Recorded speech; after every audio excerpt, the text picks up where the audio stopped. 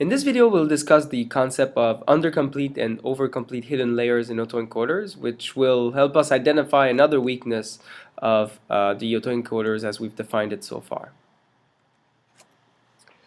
So now in this video, we'll talk about what's the impact of the size of the hidden layer. So the output of the encoder, the size of that vector, what's the impact of choosing different values for that size when we're training an autoencoder in terms of the types of features or the type of information it will learn about our input distribution. We'll distinguish two cases. The first case is known as the undercomplete case. So a hidden layer is undercomplete if it's smaller than the input layer, if it contains less elements than the input vector.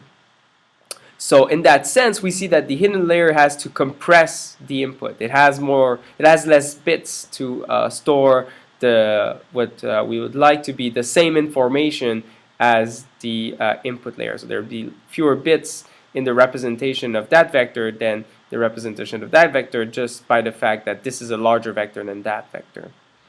And so because of that, when we're training the autoencoder, really it needs to learn to compress, and it needs to learn to compress, or it will be trained to compress well, only inputs that are generated by our training distribution. So only inputs that are present in our training set are going to be well compressed. And because the hidden layer because it's lossy compression, we have to remove certain bits, quote unquote, then it means that there are certain vectors that it won't be able to reconstruct perfectly. And so really in the undercomplete case, we have the nice thing that the autoencoder will learn good features for the training distribution, in the sense that these hidden units here are going to be good for being able to reconstruct inputs that look similar to what's found in the training set, but it's going to be bad for other types of inputs, say a random input.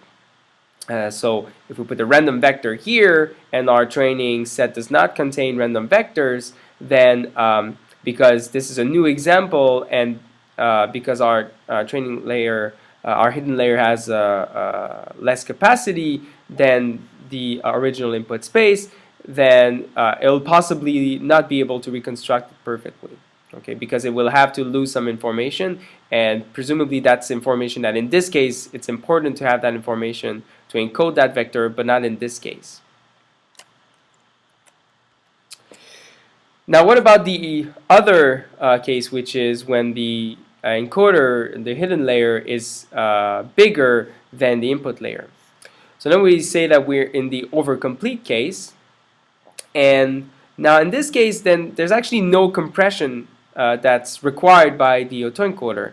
And in fact, if you think about it, each hidden unit could just copy an individual element of the input vector.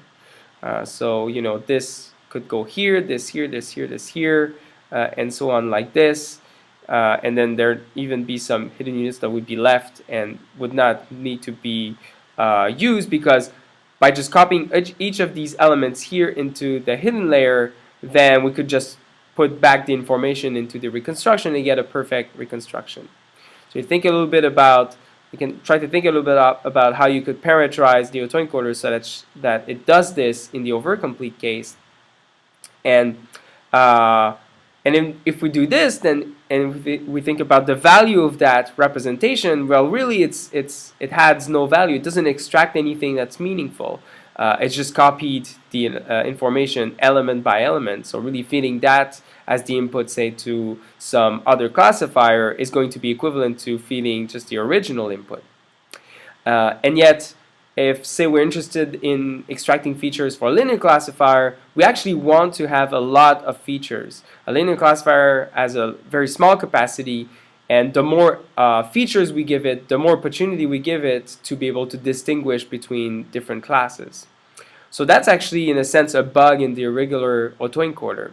And also, this partly explains why we were not learning some particularly meaningful features when we saw the example where we're training an autoencoder on MNIST.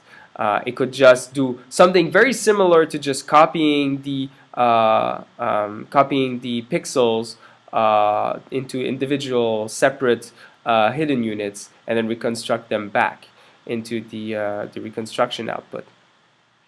And so that's another problem with the autoencoder, where in the overcomplete case, it's actually not encouraged to learn anything meaningful. So in the next videos, we'll see two ways of addressing that problem in such a way that we actually be able to extract some meaningful features for getting good results in terms, for instance, of a classification task.